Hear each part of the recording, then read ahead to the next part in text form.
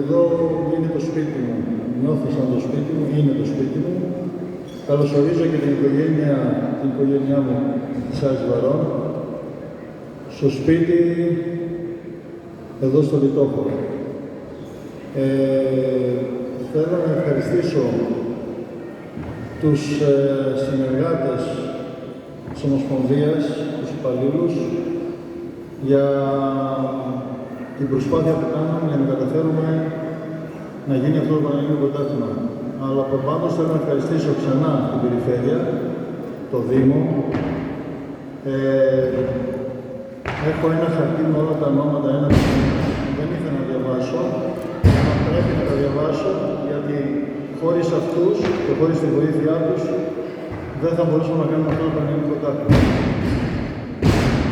Την κυρία Σοφία Μαυρίδου για την βοήθειά σας. Ευχαριστούμε πολύ. Σοφία μου, σε αγαπώ πολύ. Τον Δήμαρχο Λιτοχώρου, τον κύριο Ευάγγελο Γερολόγιο. Ευχαριστούμε πολύ, Μαντέλη μου. Θα ήθελα να ευχαριστήσω τον Αντιδήμαρχο, τον Δημήτρη Κατσιαρίκα. Δημήτρη μου, να είσαι καλά.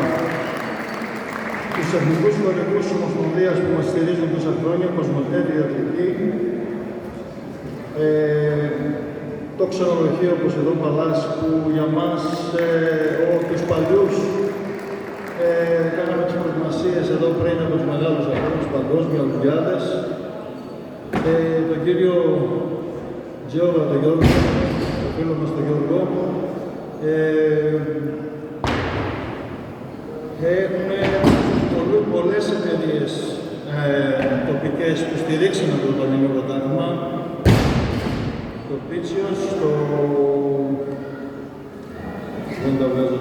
το Home Market, το Δύο στα Νερά, Διεθνές Ινστιτούτο Πύρος Δήμας, Χορηγία Επικοινωνιών, Fake News.